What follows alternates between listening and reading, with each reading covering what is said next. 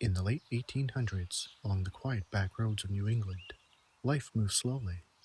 Small towns were stitched together by dirt paths and wagon trails. Neighbors knew one another, and news often traveled by word of mouth, long before it ever reached a newspaper. But in the 1870s, two peaceful communities would be shaken by violence that few could comprehend. At the center of the story was a man named Joseph LaPage, a man whose name would become tied to tragedy on both sides of the American and Canadian border. Tonight, we open the record.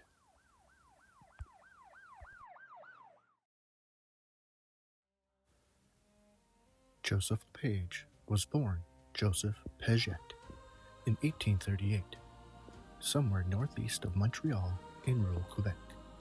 His parents were immigrants from France and were known locally as respectable farmers. From the outside, the family appeared ordinary, but as Joseph grew older, reports of his temper and cruelty began to surface. Around the age of 20, he married a woman 3 years older than himself. Together, they would have 5 children. The young family eventually moved to St. Beatrix, Quebec. It was there that Joseph LaPage began to earn a darker reputation. Neighbors whispered about his violent outbursts. His wife, even his eldest daughter, were said to suffer frequent abuse. In one incident, he nearly took the life of his wife's sister during a confrontation. Authorities attempted to arrest him, but LaPage fought the officer sent to detain him, knocking the man down before fleeing the area. Soon after, he left Canada entirely. Taking his family with him, he crossed the border into the United States and settled in St. Albans, Vermont in 1871. Even in a new country, LaPage's reputation followed him. Only a year after arriving, he briefly returned to his former community in Quebec. During that visit, he was suspected of setting fire to the home of a man connected to his earlier arrest. Around the same time, a young woman reported being attacked by a man wielding a wooden club. She survived, but the injuries lingered for weeks. Another disturbing encounter involved a 14-year-old girl, whom LaPage attempted to lure into the woods. Fortunately, she escaped before anything worse could happen. After these incidents, LaPage once again returned to Vermont. There, he worked occasional jobs as a farmhand and woodsman. To many, he was simply another laborer passing through. But in the summer of 1874, tragedy would strike. On July 24, 1874, a young schoolteacher named Mariette followed her usual route through the countryside near St. Albans. She often walked along a quiet path on her way to visit a nearby residence each Saturday. It was a peaceful road, but someone had been watching. LaPage had noticed the teacher during her daily walks past a field where he worked. For weeks, he observed her routine. On that July morning, he left his workplace under the pretense of picking berries. Instead, he slipped into the woods and waited along the path she was known to travel. When Mariette approached, LaPage emerged from his hiding place, wearing a crude mask. A struggle followed along the lonely road. When it ended, the teacher was left lifeless. LaPage fled the scene, leaving behind only scattered evidence and the horror of what happened.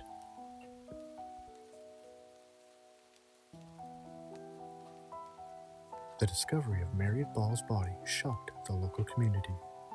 An investigation began almost immediately. At one point, suspicion fell on Joseph LaPage. A man named George M. Lang had noticed scratches on LaPage's face and remembered him asking about train schedules around the time of the tragedy. Authorities questioned him, but evidence was thin. A detective brought in from Boston suggested that other individuals had been seen near the area that day. Without stronger proof, LaPage was released. The investigation continued, but eventually the case went cold.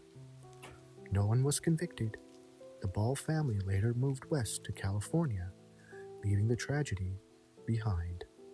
But the story was far from over.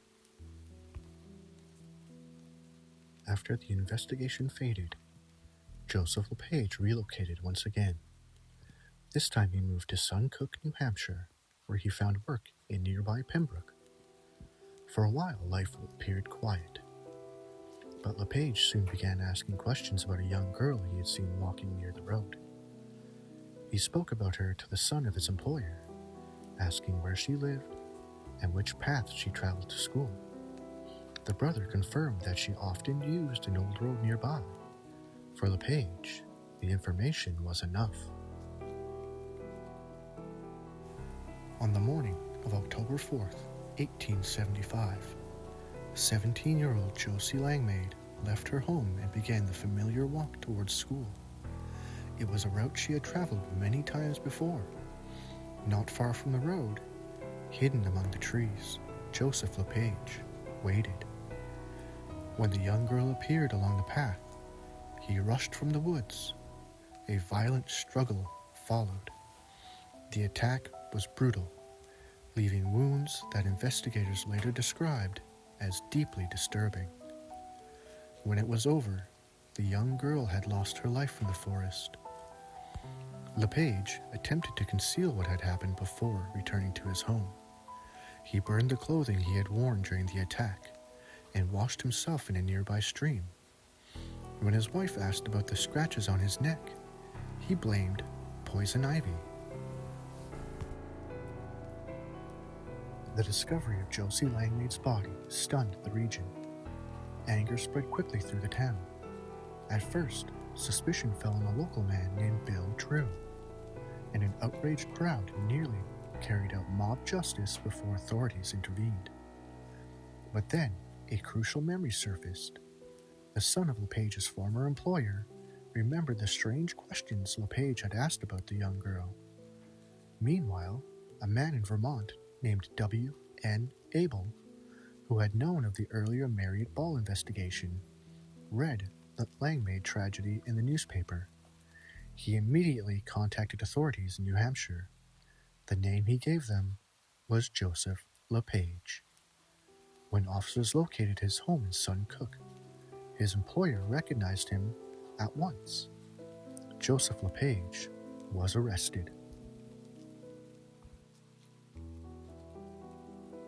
LaPage was brought to trial and quickly convicted. He was sentenced to death. However, he complained that the proceedings had been unfair, leading to a second trial. The outcome was the same. Once again, he was found guilty. While awaiting execution, LaPage was held in an isolated cell. Observers described him pacing the floor, whispering prayers, and staring quietly out the window. He could not read or write in either English or French. Instead, he kept a simple calendar in his cell with a mark placed on a single date, March 15th, the day his life would end. During this time, he spoke with several visitors and religious figures.